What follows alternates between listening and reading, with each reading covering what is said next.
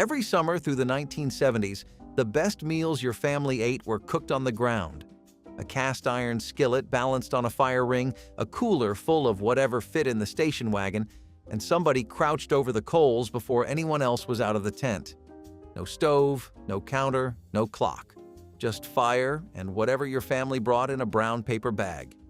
Number 19 on this list fed an entire campsite on a single catch and a sheet of aluminum foil.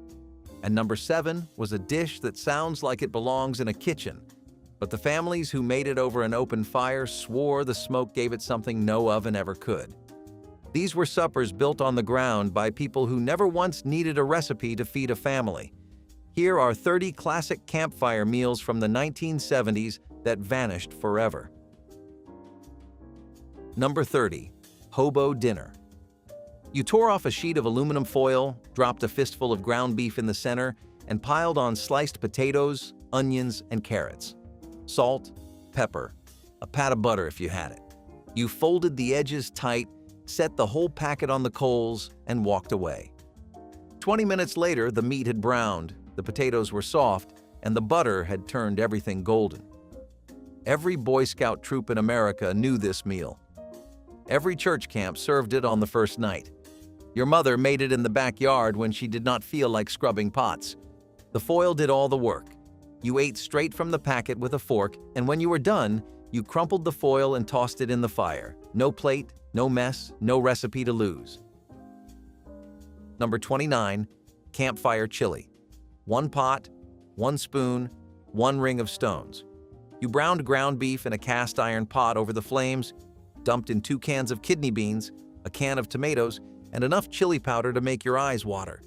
It simmered while the sun dropped behind the tree line. Some families added diced onions. Some threw in a green pepper they had been saving since the drive up. Nobody measured a thing. You ladled it into tin cups because the bowls were still buried in the trunk, and the first sip burned your tongue every single time. It was the meal you made the first night at camp, before you had sorted the cooler or found the water pump. It filled you up and cost next to nothing. Before I go further, for the folks who want more old recipes like these collected in one place, I put together the Vintage Recipe Guide. It is a cookbook full of meals like the ones in this video. You can find it on my website, vintagelifestyleusa.com. I will not mention it again. If you want it, it is there. Now, back to the list. Number 28. Tin Can Stew. You saved a large coffee can from home, scrubbed it out, and turned it into a cooking pot. Cubed potatoes, chunks of whatever meat was left from the night before, a sliced carrot, and enough water to cover everything. You set the can on a flat rock beside the fire and let it bubble until the potatoes gave way under a fork. Families who camped on tight budgets did not bring Dutch ovens or matching cookware. They brought empty cans and a pocket knife. The can warped and blackened after a couple of uses. Nobody cared. You grabbed another one and started again.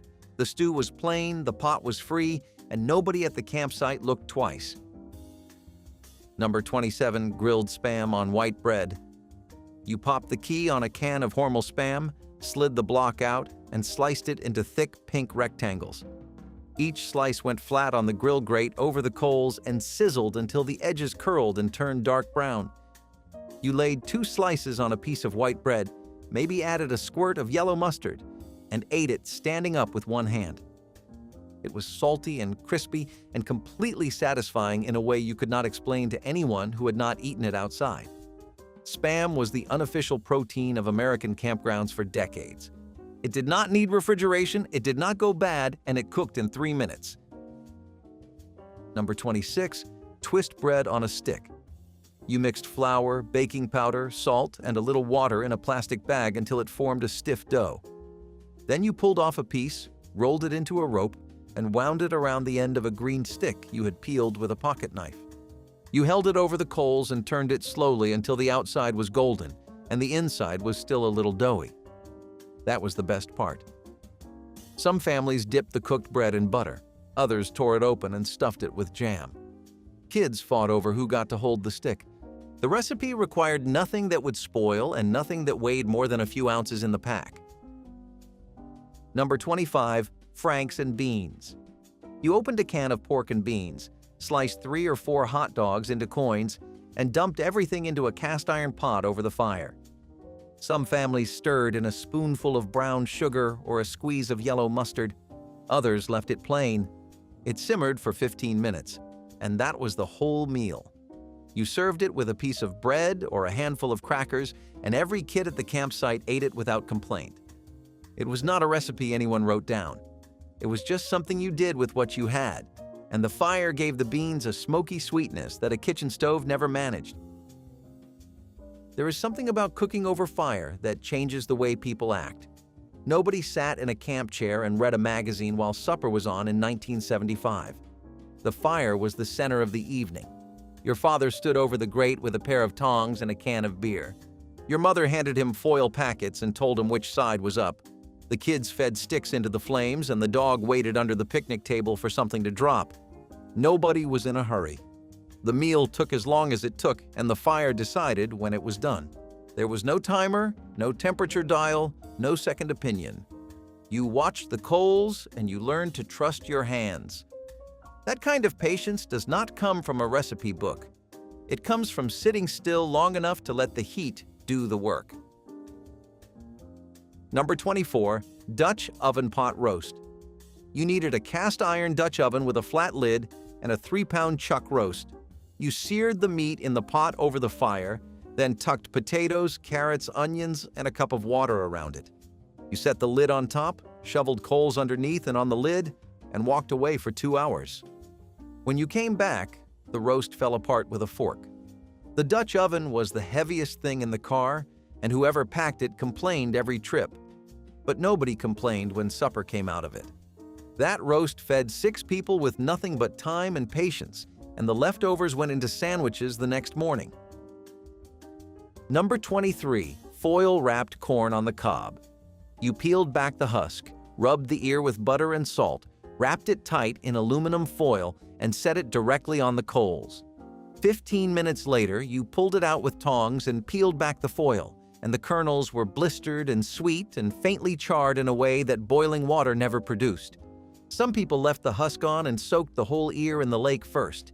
Either way, you burned your fingers trying to eat it before it cooled. Corn was cheap in July and August. You could buy a dozen ears at a roadside stand for spare change. Every campsite in the Midwest smelled like it. Number 22, campfire hash. This was the morning after meal. You diced whatever potatoes were left from last night, chopped an onion, and threw it all into a greased skillet over the coals. If there was leftover meat, that went in too. Corned beef from a can worked. So did bits of hamburger or diced Spam. You pressed the whole mess flat with a spatula, let the bottom get crispy, and flipped it once. Salt, pepper, maybe a fried egg on top if someone had thought to bring eggs. Hash was the campfire equivalent of cleaning out the refrigerator, except there was no refrigerator. Just a cooler with yesterday's leftovers and a skillet that could hold all of them. Number 21, skillet cornbread. You mixed cornmeal, an egg, a splash of milk, and a pinch of salt in a bowl. Then you dropped a spoonful of bacon grease into a cast iron skillet, swirled it around, and poured in the batter. The skillet went on a grate over low coals with a piece of foil on top to trap the heat. 20 minutes later, you had a round of golden cornbread with a crust so crisp it crackled when you cut it. Cornbread was the side dish that made every campfire meal feel complete. It soaked up the juice from stew, it held together a plate of beans, and it tasted better the second day cold from the cooler. Number 20, camp stove sloppy joes. You browned ground beef in a skillet, drained the grease into the fire, and poured in a can of manwich sauce. That was the recipe. Stir, simmer, spoon it onto a hamburger bun. The meat was sweet and tangy and fell off the bun onto your lap within 2 bites. Kids loved it because it was messy. Parents loved it because it took 10 minutes and used 1 pan. You could make enough for 8 people with 2 pounds of beef and 2 cans of sauce, and if you ran out of buns, you ate it straight from the skillet with a fork. Every family campout in the 1970s had at least one sloppy joe night. Number 19, foil-baked lake trout. This was the meal that turned a fishing trip into a feast. You caught a trout, gutted it by the water, rinsed it clean, and laid it on a sheet of aluminum foil. Inside the cavity, you stuffed a few slices of lemon, a pat of butter, and whatever fresh herbs you could find growing near the campsite. Wild dill if you were lucky. A few sprigs of something green that smelled right. You sealed the foil tight, set the packet on the coals, and waited 15 minutes. When you opened it, the flesh was white and flaky and soaked in its own juice, and the lemon had perfumed the whole thing so deeply that you could smell it from the picnic table 10 feet away. This was not a meal you planned. It was a meal that happened because someone caught something. The fish was free. The foil was already in the supply box. The only cost was the patience to sit on a log with a rod and wait. Entire families ate from one large trout if the catch was good, and the leftover bones went back to the lake. Back then, at plenty of state park campgrounds, you could walk down to the water with a rod and a coffee can full of worms, and nobody asked to see a license. If the fish were biting, you ate well that night. If they were not, you opened a can of beans.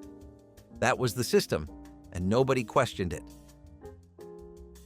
Number 18. One-pot camp macaroni. You boiled elbow macaroni in a pot of water over the fire, drained it into the weeds, and stirred in a can of diced tomatoes, a handful of browned ground beef, and a generous shake of salt. Some families added a slice of American cheese on top and let it melt into the noodles. Others kept it plain and red. It was the meal you made when the cooler was running low and you needed to stretch 1 pound of meat across the whole family. One pot, one spoon, 10 minutes, and everybody got a full plate. Nobody called it pasta. They called it macaroni, and they ate it in the dark.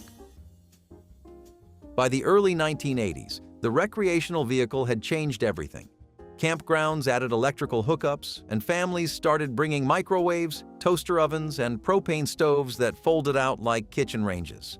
The fire pit became decoration. You could heat a frozen dinner inside a 30-foot motorhome and never smell wood smoke once during a 5-day trip. It was more comfortable. Nobody argued with that, but something left with the smoke. The meals got easier and the cleanup got faster, but the food stopped tasting like the woods. A hamburger cooked on a propane grill and a hamburger cooked over oak coals are not the same thing, and everybody who has had both knows the difference. By the time most families noticed what they had traded, the skills were already gone. The children who grew up in those motorhomes never learned to build a cooking fire.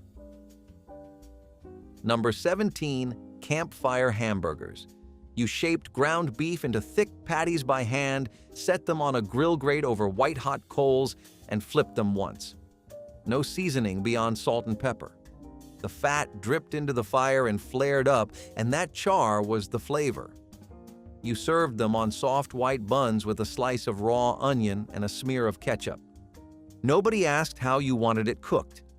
Everything came well done because the fire did not have temperature settings. Campfire burgers were thicker, rougher, and smokier than anything you could get at a drive-in, and they fell apart in your hands before you finished the first bite. That was how you knew they were right. The grease dripped off your wrist, and the paper plate buckled under the weight. Number 16. Camp chowder. You diced potatoes and onions into small cubes, dropped them into a pot of boiling water over the fire, and let them cook until the potatoes were tender. Then you added a can of evaporated milk, a can of creamed corn, and a few shakes of black pepper. If your family fished, you stirred in chunks of whatever whitefish you had caught that morning. If not, the chowder stood on its own. It was thick and creamy and warmed you from the stomach outward on a cold mountain evening. One pot of chowder served 4 or 5 people, and the leftovers reheated over breakfast coals the next day without losing a thing. Number 15. Pork and bean sandwiches. You heated a can of pork and beans in the fire until the sauce bubbled, then spooned the beans onto a slice of white bread and folded it in half. That was the sandwich. Some families toasted the bread on the grate first. Others added a slice of onion or a squirt of mustard. It was a meal that cost almost nothing and required zero cooking skill. You could make it with one hand and eat it with the other. Kids at summer camps across the country ate this without knowing it had a name. It was just beans on bread, eaten on a log, with sauce running down your wrist. and it worked every single time, no matter how tired you were or how little you had left in the cooler. Number 14. Dutch oven chicken and dumplings.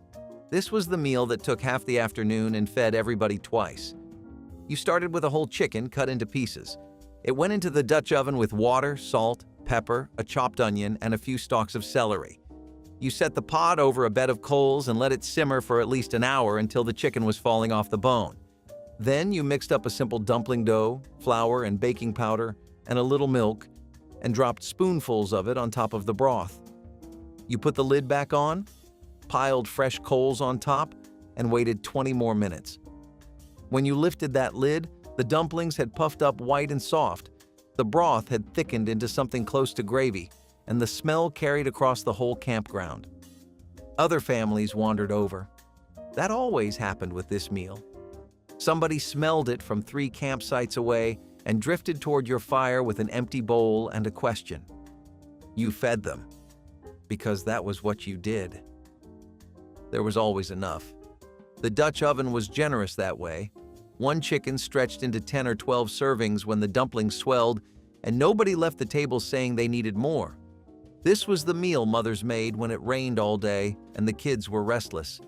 It was comfort food in the truest sense, pulled out of a black iron pot by a woman who knew that a warm bowl fixed more problems than a lecture ever could. And when the rain finally stopped, the pot was empty and every kid had fallen asleep by the fire. Number 13. Campfire breakfast skillet. You laid strips of bacon flat in a cold cast iron skillet and set it over the coals. Once the bacon was crispy, you pulled it out and cracked eggs directly into the hot grease. Diced potatoes went in if someone had thought ahead to parboil them the night before. Salt, pepper, and a fork. You ate it straight from the skillet, passing it around the picnic table, and the person who got the last egg always scraped up the crispy bits stuck to the bottom. Breakfast at a campsite was never a formal affair. It was standing around the fire with a coffee cup in one hand and a fork in the other. Number 12. Stick-roasted hot dogs. You found a long green branch, whittled the tip to a point with a pocket knife, and speared a hot dog lengthwise. Then you held it over the coals and turned it slowly until the skin blistered, split, and turned dark in spots. Some kids held their sticks too close and the hot dog caught fire. You blew it out, peeled off the charred part, and ate it anyway. Mustard if you had it. Bear if you did not. Every child who grew up camping in the 1970s can still remember the weight of that stick and the heat on the back of their hand. The hot dog never tasted better than it did off that stick, and no kitchen broiler ever came close. Nobody called it parenting back then. You handed a child a sharpened stick and a raw hot dog and told them to hold it over the coals until the skin cracked. That was dinner, and that was a lesson. Children learned patience at a campfire because the fire did not care whether they were hungry. It moved at its own speed. They learned to watch the heat, to turn the skillet, to know by smell when something was starting to burn. These were not cooking classes. These were Wednesday nights in July at a state park campground. The adults did not hover. They sat in folding chairs 10 feet away and let the children figure it out. The food was not always good, but the kids remembered making it for the rest of their lives. Number 11. Campfire rice and beans. You boiled rice in a pot of salted water, drained it, and stirred in a can of pinto or black beans. A chopped onion fried in a little oil went on top. Hot sauce if you packed it. That was a full meal for 4 people, and the total cost was pocket change. Rice and beans showed up at campgrounds where families stayed for a week or more and needed to stretch their groceries. It was filling, it was warm, and you could make it without refrigeration. The rice absorbed the bean liquid and turned creamy by the second helping. Nobody talked about protein. It just kept you going.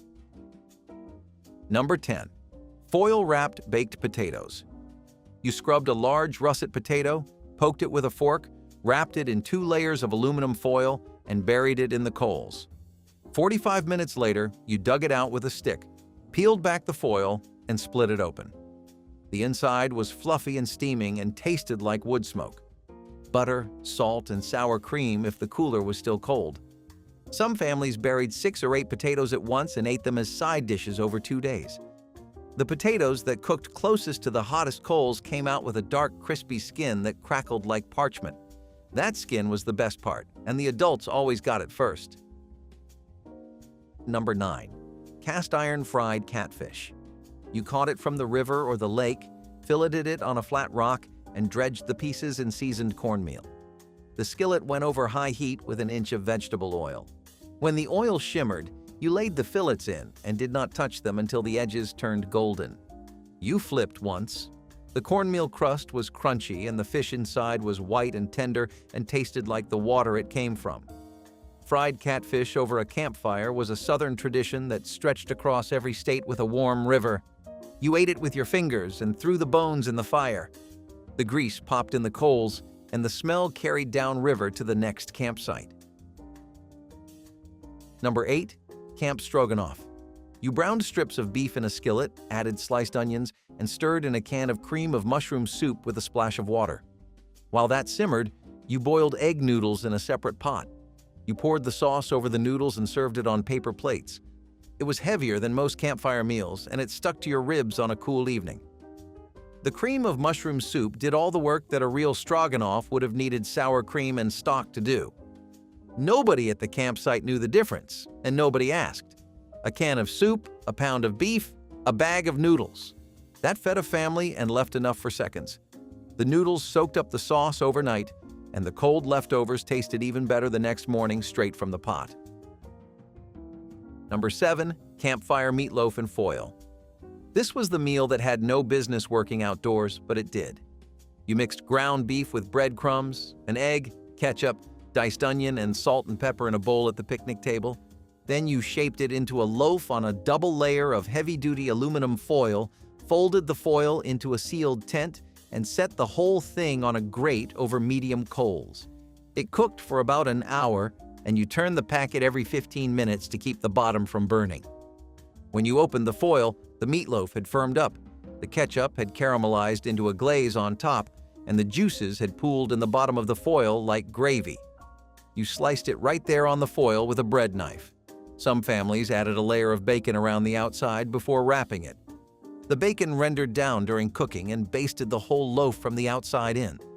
Others pressed a hard-boiled egg into the center so every slice had a circle of yellow in the middle. The trick was the coals. Too hot and the bottom charred black. Too cool and the center stayed raw.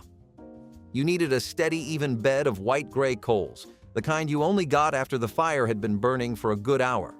Families who knew this meal planned their fire around it, not the other way around. The meatloaf set the schedule. Everything else worked around it. Number 6. Cowboy coffee and pan-fried eggs. You filled a tin percolator with lake water and ground coffee, set it on the grate, and waited for it to start bouncing.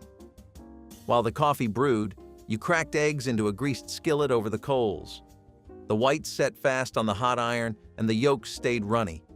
You ate the eggs with a piece of bread to soak up the yolk and drank the coffee black from a tin cup.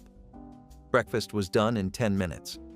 This was the meal every father made before anyone else was awake, standing at the fire in the gray light with smoke curling past his face.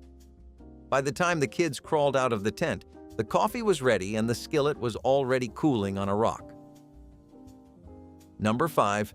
Ash-roasted chicken legs. You seasoned chicken legs with salt, pepper, and garlic powder, wrapped each one tightly in foil, and nestled them into the hot ash at the edge of the fire. You turned them every 10 minutes with a stick. After about 30 minutes, the skin had rendered and gone crispy inside the foil, and the meat pulled clean from the bone. Chicken legs were cheap at the grocery store, and a pack of 10 fed the whole family. You ate them by hand, standing around the fire, tearing off pieces and tossing the bones into the coals. The ash gave the outside a faint mineral taste that salt alone could not replicate. Number 4. One-pot wilderness soup. You started with water and added whatever needed to be used up. Potatoes that were starting to soften, a carrot from the bottom of the cooler, half an onion, a can of tomatoes, leftover bits of beef or chicken, salt and pepper and thyme. The pot sat over low coals for an hour, and by the end everything had broken down into something thick and savory. No two batches tasted the same because no two coolers held the same leftovers. Wilderness soup was the meal that turned waste into dinner. You ate it at the end of the trip when the groceries were gone and the ice in the cooler had melted to water. Number 3. Dutch oven biscuits and sausage gravy. You rolled canned biscuit dough into rounds and arranged them in a greased Dutch oven. The lid went on, coals went on top, and 10 minutes later you had golden biscuits with crispy bottoms. In a separate skillet, you crumbled breakfast sausage, browned it, stirred in a few tablespoons of flour, and poured in milk until it thickened into a peppered cream gravy. You split the biscuits open and poured the gravy over them. Breakfast was served.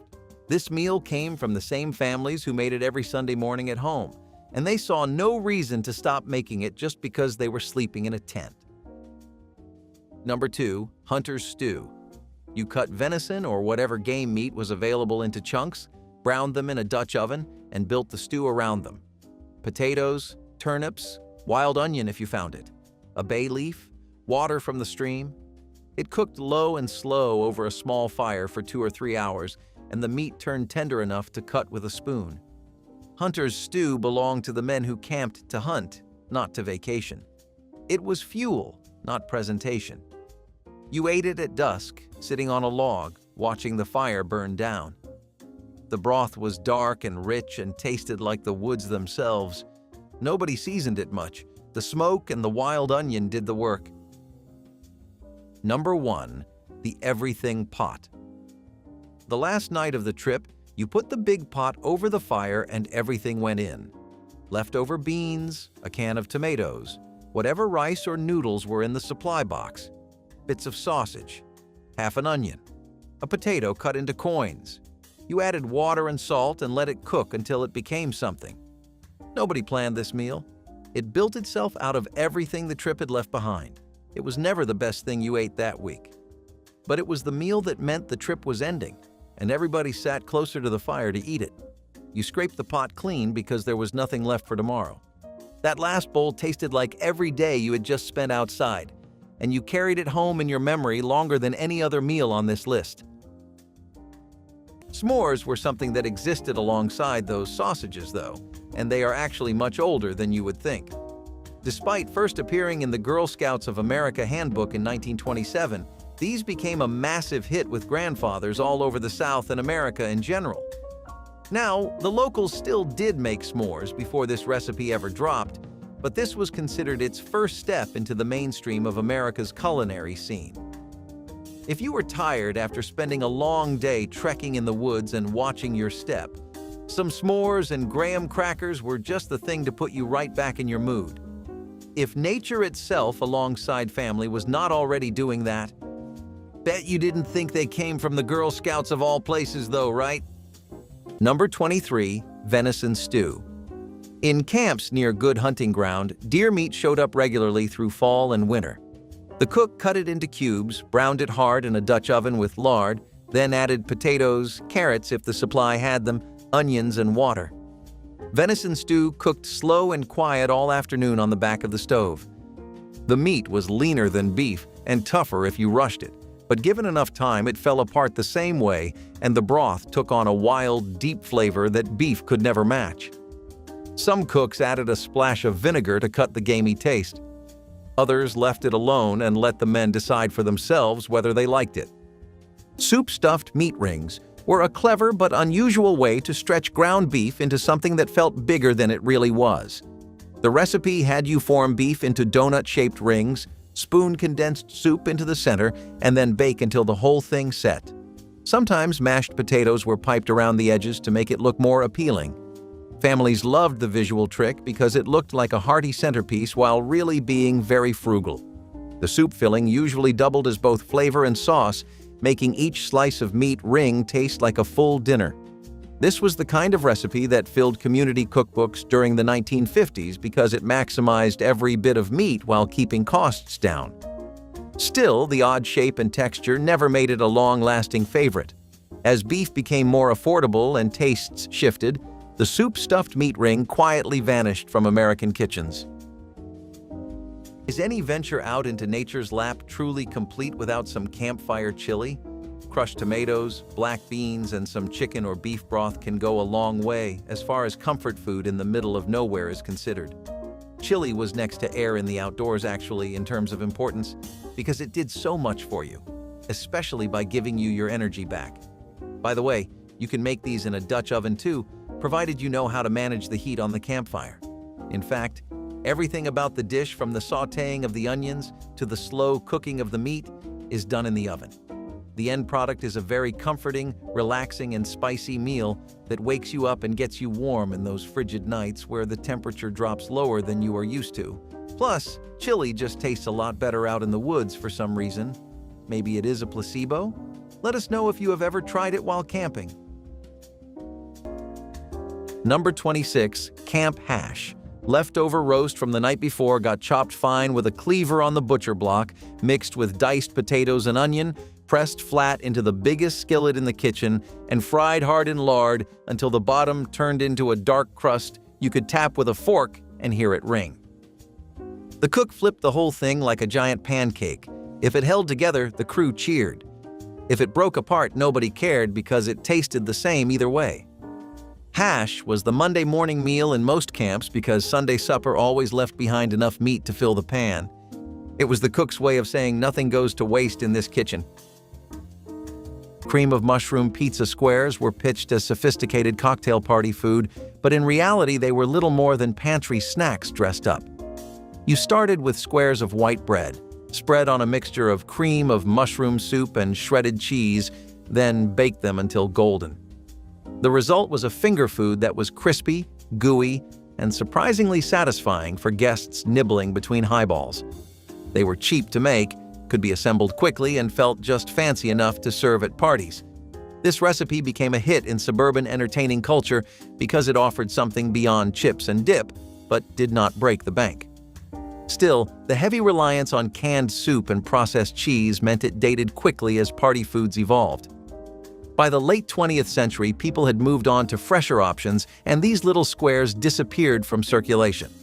Today, cream of mushroom pizza squares are remembered as relics of a simpler, entertaining era. Hobo beef has a bit of a weird name and it gives you an off-putting impression. But if you are the kind of person who enjoys getting into the rustic charm of the outdoors, then it is the perfect food for you. Maybe you have seen stews in your favorite anime with curry, potatoes, meat, and vegetables, or perhaps you just remember them fondly from your days as a kid. Hobo stew would tug at all those heartstrings by being a simple yet effectively delicious meal to rely on when you were out camping. Do not confuse this with your traditional stew though, because it is a bit different, especially in its use of spices, where you can expect to see some typical goodness to raise the heat.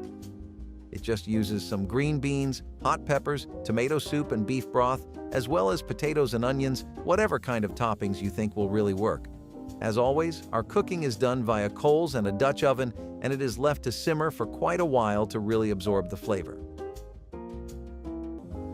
Number 24, biscuits and gravy. The biscuits were the size of a man's fist, made from lard, flour, salt, and buttermilk, baked in sheet pans 20 at a time until the tops turned golden brown and the inside stayed soft. The gravy was sawmill style, pan drippings from whatever meat cooked the night before, thickened with flour and stretched with canned milk until it poured like heavy cream. Salt and pepper and nothing else needed. 3 biscuits split open and drowned in gravy could hold a man from sunrise until the noon meal came around.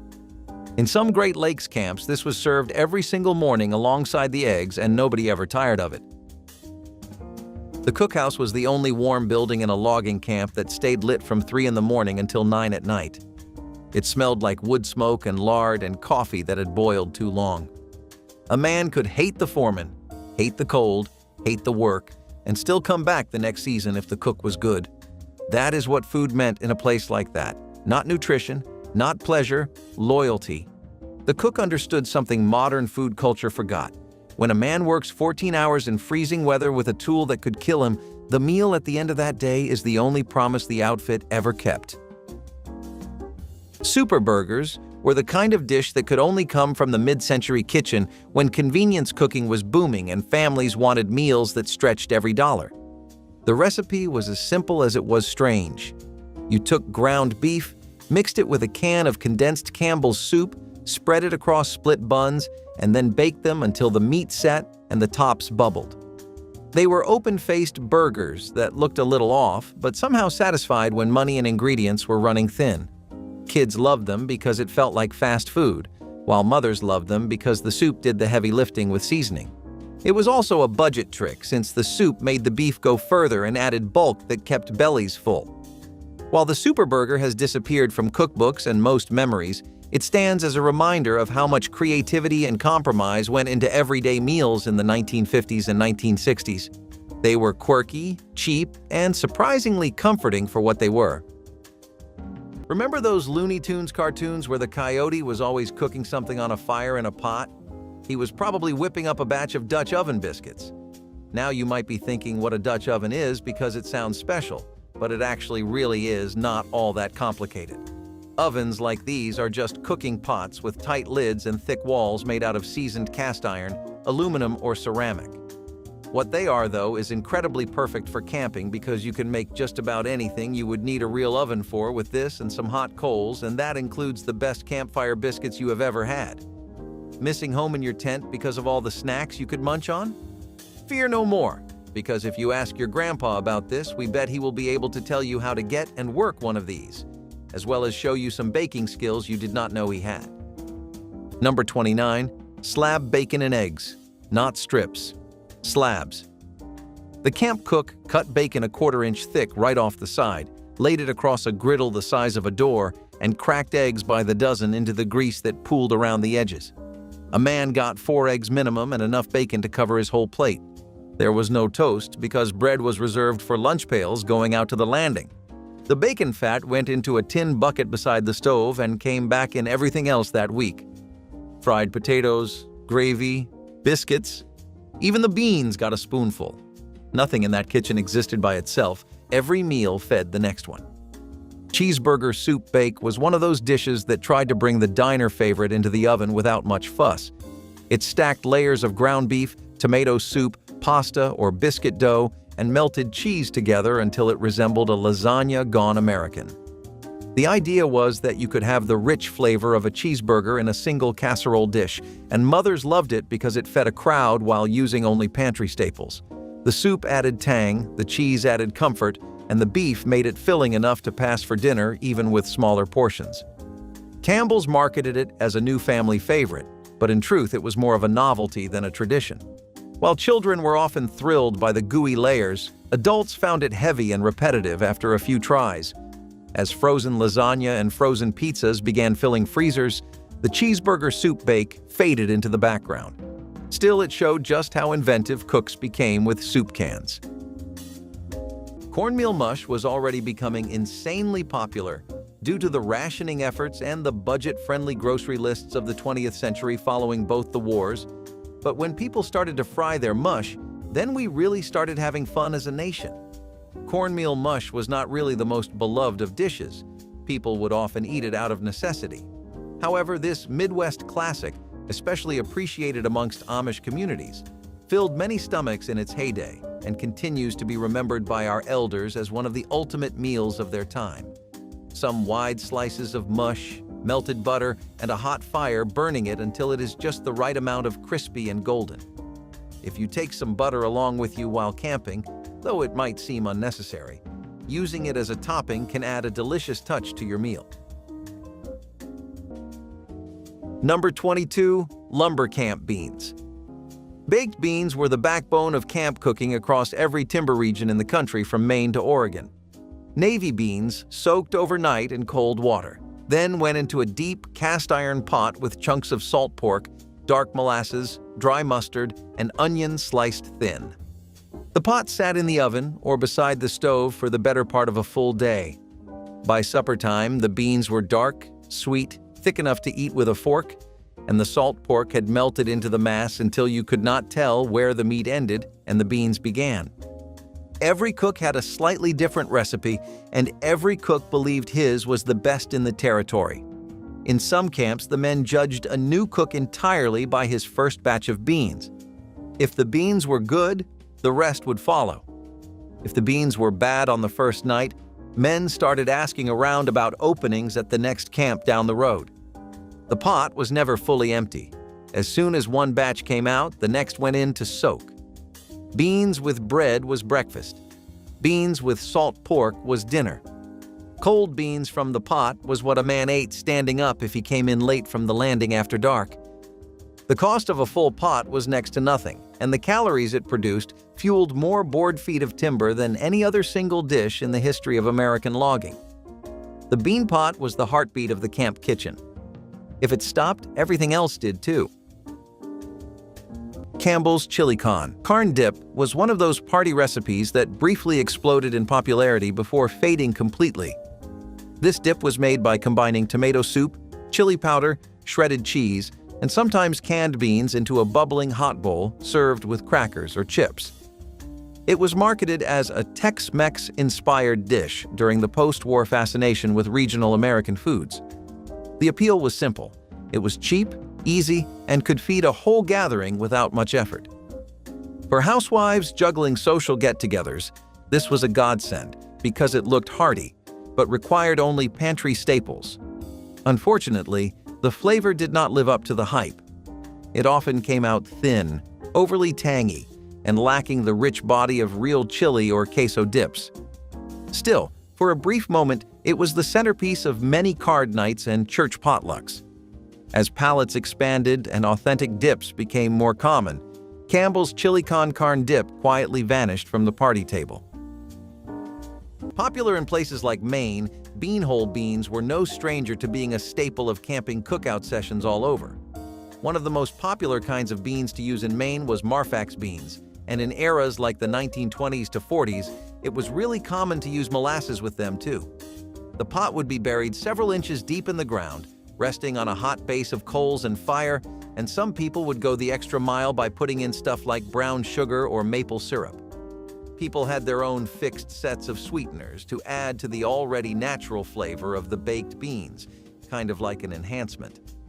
They were also a great way to recover if you caught a cold out there, and trust us when we say that it does not take so long to catch a cold out there. We just cannot make sense of why they use beans in the name twice, though. Number 28, sourdough flapjacks.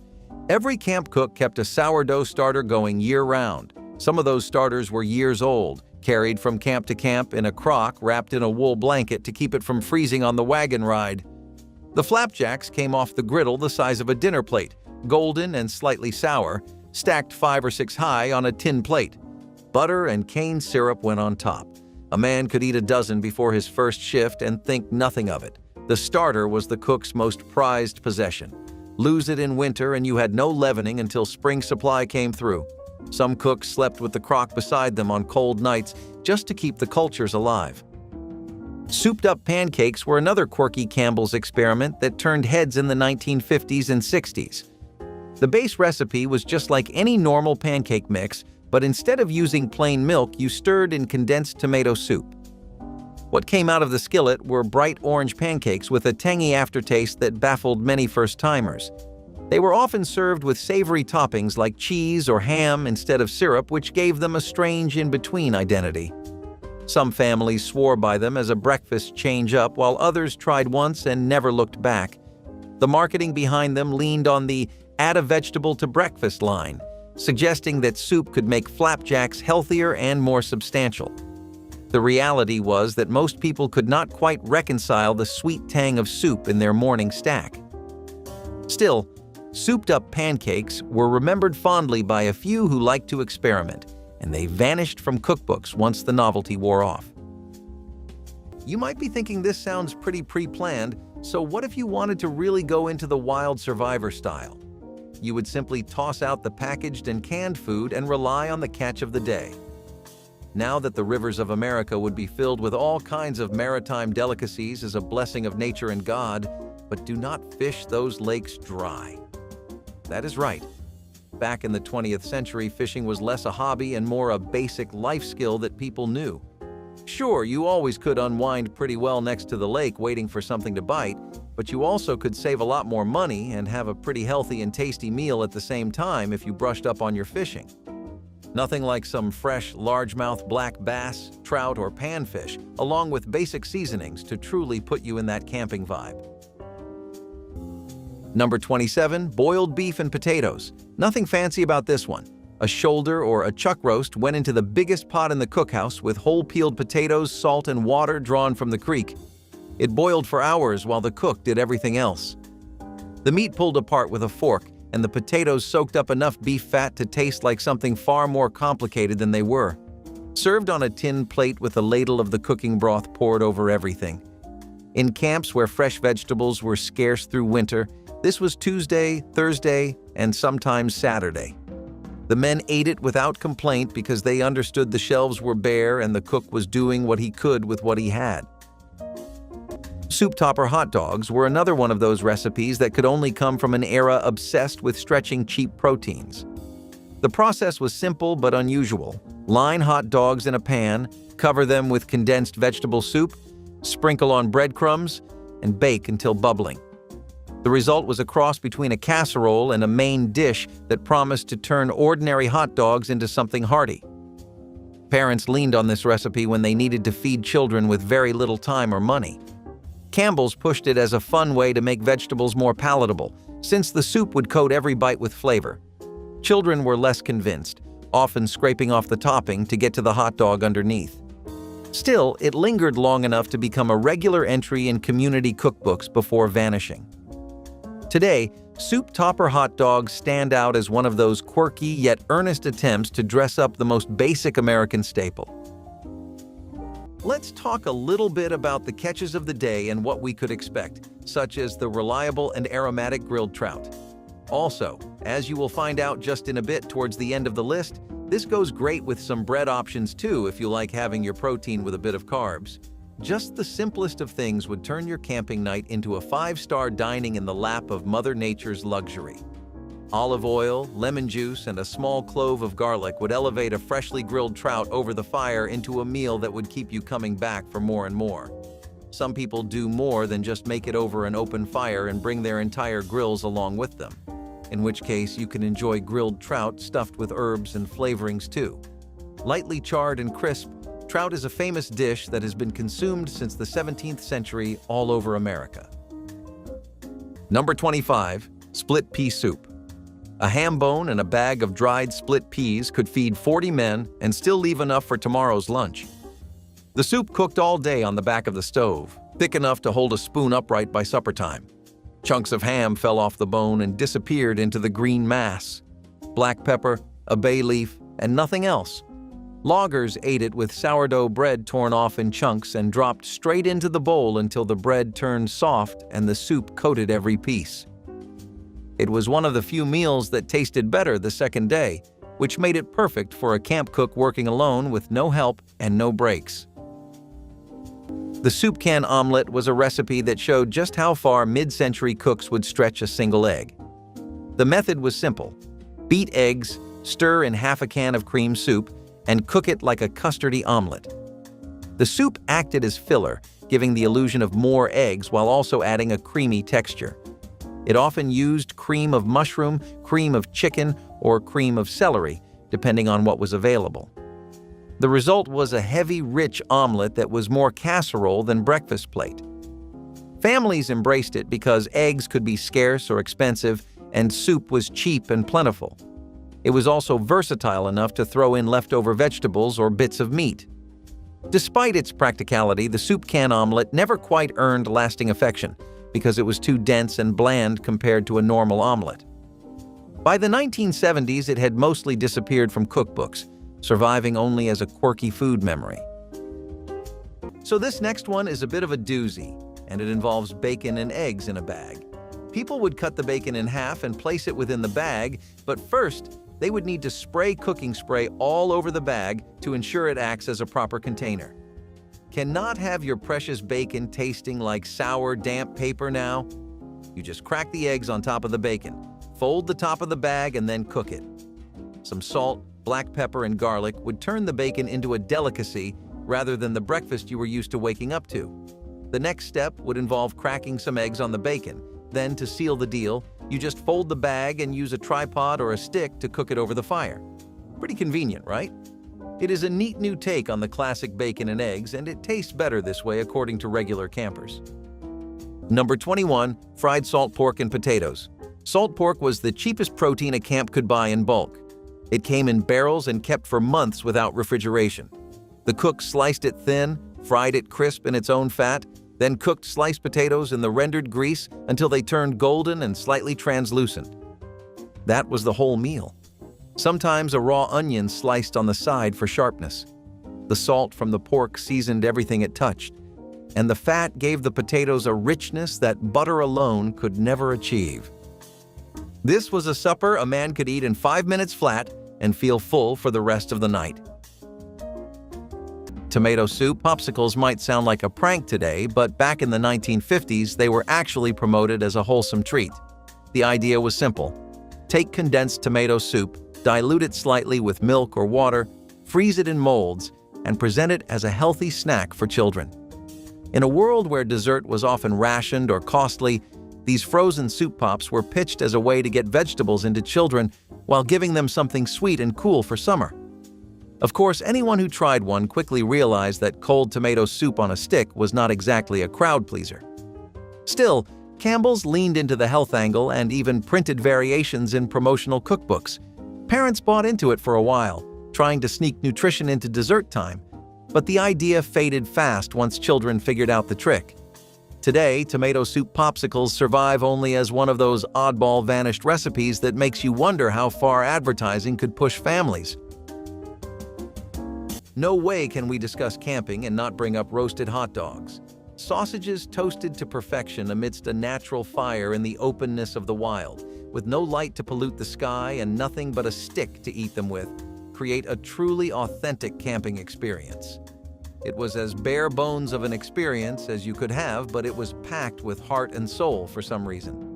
Many honest conversations and childhood memories were formed waiting for the sausage to hit that perfect shade of brown with a little bit of burnt skin on the outside, and not just grandfathers, but all kinds of friends, groups, and families would bond over the beloved meal. It does not get more classic than this. Before marshmallows became popular on open fires, it was common for people to celebrate a good night spent camping with hot sausages. Number 30. Son of a gun stew. This was the meal that used everything the animal had to give: heart, tongue, liver, kidney, marrow gut, and whatever trim came off the butchering block, all cut into chunks and slow cooked in a heavy cast iron pot with onions, salt, and black pepper. The name varied by region. Some camps called it SOB stew and left it at that. The broth turned dark and mineral-rich after hours on the back of the stove, and the texture was nothing like a regular beef stew. Every bite was different. Organ meat made it dense enough that a single bowl could carry a man through 4 hours of cross-cut saw work in January cold. Now, walking tacos themselves are not really a full and proper dish, but they do still work very well in outdoor settings.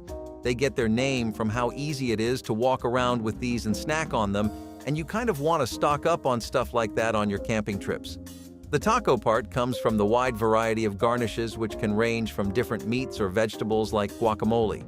Just about anything you have in your camping bag works. You add all the toppings and mix them into a bag of nachos. Now, these can be any packaged nachos you get from a grocery store.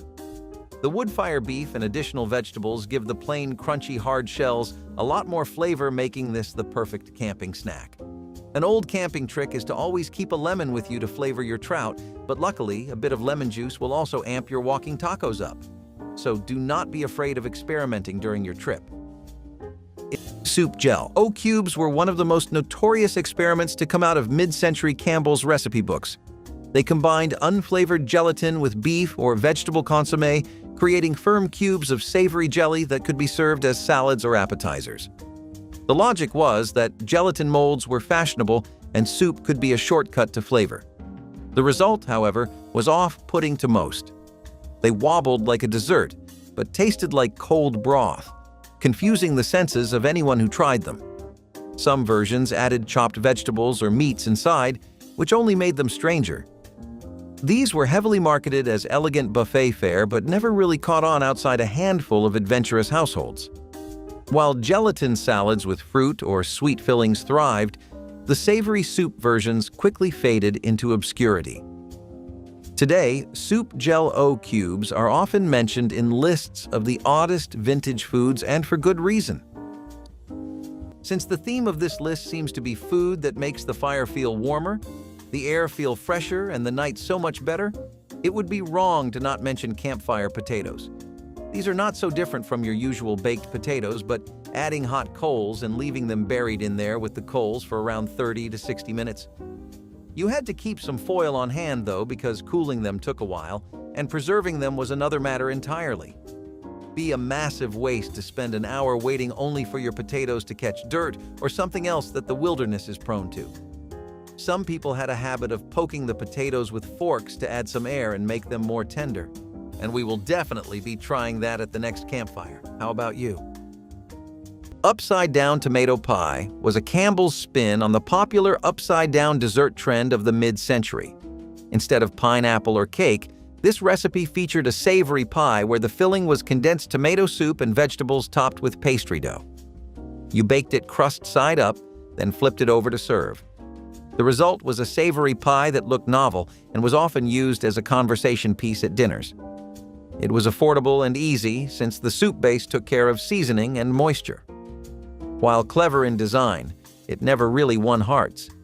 The texture was soggy, the flavor overly tangy, and the flipping process often ended in a mess. Still, for a time, it embodied the playful spirit of Campbell's cookbooks, which leaned heavily on gimmicks and novelty. Upside-down tomato pie disappeared from print after a few years, but remains one of the strangest vanished experiments. The ore of choice for campfire utensils seems to be cast iron, and pancakes on the griddle were no different. Actually, we think that the fact that they were different from modern-day utensils added to the rich flavors they were known for, especially when there would be fresh fruit like strawberries or bananas to top your pancakes off with, giving you an even better reason to keep an eye out and explore. If you feel like by this point you are starting to feel like you have had your fair share of butter, then try out some maple syrup instead. It works just as great as a dip with buttermilk pancakes or just regular fluffy, airy goodness. This meal was particularly popular in the South besides just the Midwest, and over there they managed to make it far creamier than its Amish counterpart. Soup-glazed carrots were an attempt to make everyday vegetables appear more exciting and indulgent during the 1950s. The idea was simple. Coat sliced carrots in condensed tomato soup mixed with sugar or honey, then bake until glossy. The end result was a bright red side dish that looked more like candy than a vegetable. Parents loved the visual appeal, convincing children to eat carrots that had taken on a sweet and tangy taste. Campbell's promoted it as a way to put new sparkle on the dinner table, arguing that vegetables could be fun. Housewives appreciated how inexpensive it was, using pantry staples to transform plain carrots into something memorable. The dish even became a talking point at potlucks and holiday dinners for a short while. But over time, the heavy sweetness wore thin, and families returned to simpler ways of preparing vegetables. Soup-glazed carrots faded from cookbooks, leaving behind only whispers of a shiny side dish. There is nothing quite as refreshing as brewing up a fresh mug of coffee over the fire to get your night going. This is not just a preference, but almost a necessity, as when temperatures drop, staying by the fire and having a hot mug of caffeine can be pretty refreshing. Campfire coffee would not have all the fanciness of your local Starbucks. It would just be black coffee in an iron mug, but sometimes the simple things are all you need to be brought back to life, especially when you have them over a conversation by the fire with your family. Some people would decide to take a French press with them because it really trapped the flavor of the coffee grounds. Others would be okay with just a pot to boil water and coffee in. What grandpas recommend with great insistence is using extra fine coffee grounds and making it with either a sesvi or over the coals in a fire pit. Must be some serious trial and error behind that recommendation. Campbell's Carnival Pie was a recipe that shows just how far mid-century kitchens were willing to experiment with sweet and savory combinations. The dish combined tomato soup with pineapple chunks, a flaky crust, and a scattering of spices to create what was described as festive food. The pie was promoted in advertising campaigns as something new and exciting for family gatherings or themed parties. It was sweet, tangy, and savory all at once, though not everyone was ready to embrace that flavor clash. The pineapple added brightness, the soup added depth, and the crust held it all together. Mothers often baked it for children's birthdays, leaning into the carnival theme as if the name alone would sell it. But while the pie may have looked cheerful, most tasters considered it confusing more than delicious. It quietly vanished from later editions of Campbell's cookbooks, remembered only by those who dared to serve it at a party. Still, it reflects the playful spirit of vanished American recipes. Every one of those 30 meals is still possible. The fire is not hard to build. The ingredients sit on any grocery store shelf. The recipes never required a cookbook to begin with. But somewhere between the microwave and the meal kit, we stopped sitting on the ground and cooking with our hands. Try one this week. Take a cast iron skillet into the backyard if that is all you have. Make the hobo dinner. Make the chili. See if it tastes the way you remember. And if your family made a campfire meal I missed, put it in the comments. I want to hear about it.